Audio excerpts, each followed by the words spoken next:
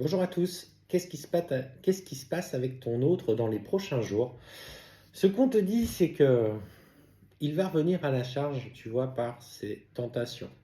On te dit qu'il va soit t'écrire, soit te proposer des petits rencarts à des fins d'enfilage de perles, comme dit Sabrina. Et en fait, on te dit de faire attention.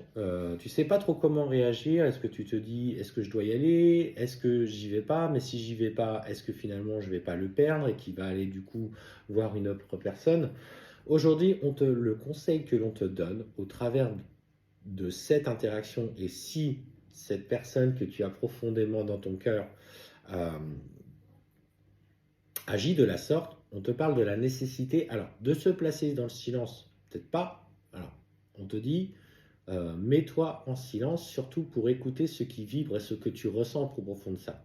Si tu es en accord avec le fait d'aller sur une relation légère avec lui, je te dirais, écoute, c'est ton choix, c'est ton libre arbitre, tu as cette faculté à faire les choix pour toi, mais on te dit d'abord de bien peser le pour et le contre et de se mettre dans le silence afin d'écouter l'harmonie de ton cœur. Qu'est-ce que souhaite ton cœur aujourd'hui au travers de ce lien? Et si finalement ces comportements ne résonnent plus avec toi, il va falloir lui exprimer, lui expliquer. Et en fait, on voit derrière ce refus, en tout cas, c'est ce qui va se passer. Mais ne fais pas ton choix en fonction de cet éloignement qu'il va y avoir. Fais ton choix en fonction de ce que toi tu ressens et de ce que tu ressens dans ton cœur. Ça va en tout cas créer une distance. Ce que tu ne voulais pas va finalement de toute façon arriver. D'ailleurs, même si tu le laisses agir pour une relation purement charnelle. Alors, effectivement,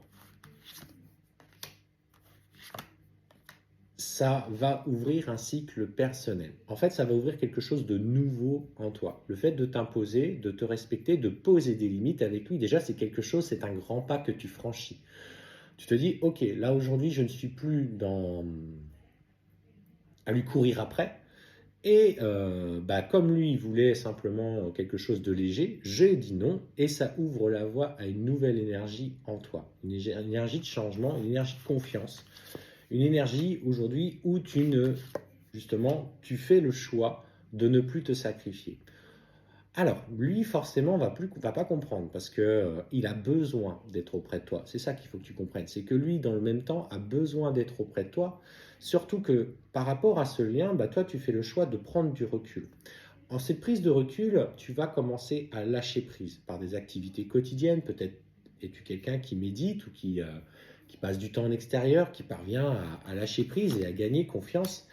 Et ce qu'on te dit, c'est que ça ouvre, en tout cas pour lui, un passage vers un sentiment de ne pas être à sa place. Le runner, alors, comme je vous l'ai expliqué déjà, moi je suis quelqu'un qui ressent tout dans mon corps.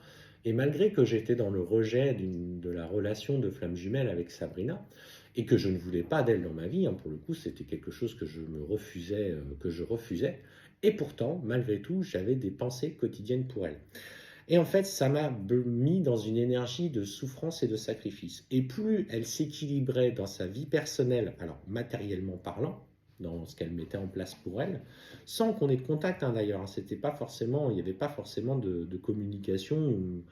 C'est à partir du moment qu'elle se mettait bien avec elle-même, dans l'énergie du cœur, j'étais attiré vers elle comme un aimant et j'avais besoin de revenir. Alors bien sûr, dans ces besoins de retour, j'étais aussi comme ce runner qui est dans ta vie, j'étais aussi dans cette envie de retour tout en étant dans cette envie de rejet. J'étais vraiment basculé dans des états émotionnels où je me battais contre moi-même. Alors, du coup, je gardais la distance, sentiment de culpabilité, etc., etc.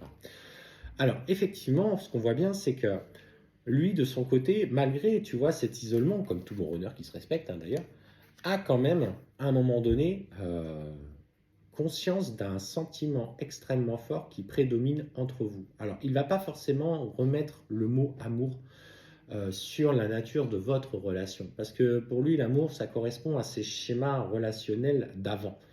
Et il identifie quelque chose d'extrêmement fort entre vous qui vous lie. Alors pour certains, ils vont mettre relation karmique, etc., etc. Alors, ce qui n'est pas faux, parce qu'une relation de flamme jumelle et d'âme jumelle est aussi une relation d'amour inconditionnel avec un lourd passé karmique. Et qu'il faut traiter l'ensemble de ce karma, ou en tout cas de ces échecs. Mais ce qu'on voit, c'est qu'à un moment donné, malgré cette volonté de se placer sous silence et de mettre fin à la relation, c'est aussi pour ça qu'il revient, parce que c'est tellement lourd à porter pour lui qu'il ne comprend pas, qu'il a tendance à t'envoyer des messages. Et c'est dans ces messages-là que toi, tu dois trouver ta place, que tu ne dois pas non plus espérer outre mesure, ne pas être dans la dépendance affective en te disant « Ah, ça y est, il y a un retour, je peux y aller ». Prends les moments de communication comme ils viennent, avec beaucoup plus de légèreté, beaucoup plus de généralité, et ne sois pas tout de suite dans une communication assidue en te disant ben ça y est, j'ai repris le fil de la communication, il faut que je le tienne. Non, si tu es déjà dans cette optique-là de le tenir, c'est mort. Il va du coup refuir. Il faut que tu sois, voilà, je communique avec lui, je suis dans cette légèreté de communication, mais moi je n'attends rien de lui. Je suis aujourd'hui dans une autre étape de ma vie et je n'ai pas besoin d'être dans cette dépendance. Et plus tu vas t'apaiser comme ça, malgré la distance qu'il y a, plus lui va se transformer, se transcender. Il est dans un cheminement personnel où, dans la distance qu'il a avec toi, il va vouloir établir des schémas répétitifs pour lui, parce que lui n'a pas encore conscience de tout ça. Donc, il produit des actions, des schémas répétitifs qui, du coup, l'amènent vers des souffrances internes personnelles. Ton changement génère chez lui, indirectement, je dis bien indirectement, des changements. Et en fait, il va vivre des situations où il va plonger émotionnellement, il va vivre des relations complexes, il va peut-être tenter d'aller avec une autre personne en espérant t'oublier, mais il n'y parviendra pas. Et ça ouvre chez lui une nouvelle forme de sagesse où il comprendra lui-même de ce qu'il ne veut plus dans sa vie. Ça ne se fera pas avec toi. C'est parce que toi, tu n'es pas là pour ça. Toi, tu es là pour cheminer de ton côté individuellement sans te retourner sur ce qu'il fait. Alors, je sais bien, la tentation est trop forte. On regarde en espérant qu'il avance. C'est logique. Mais surtout, détachez-vous le plus possible de son propre cheminement. Et en fait, c'est dans cette prise de recul, dans cette avancée personnelle, dans ce qu'il va aller comprendre, dans cette nuit noire de l'âme pour lui, que ton runner va trouver sa lumière. Et c'est quand il aura trouvé sa lumière qu'il sera capable d'assumer cette relation. Surtout qu'au-delà de ce qui se passe, il y a aussi des blocages égotiques. Il y a peut-être des cultures différentes, des religions différentes, des écartages importants. Enfin, il y a plein de raisons en fait sur lesquelles l'ego va venir trancher, un milieu social différent. Et en fait, c'est toutes ces barrières de l'ego que ton autre doit franchir. Et toi y compris par la même occasion, parce que si on parle de l'exemple d'une personne qui n'a pas le milieu social, tu es dans des galères financières et lui est quelqu'un qui vit d'une manière très aisée, voire très, très riche dans la matière, bah toi c'est toi-même avec ton propre regard. Moi je ne mérite pas, tu vois, c'est la place que je m'offre dans cette relation. C'est aussi la différence de culture ou de religion.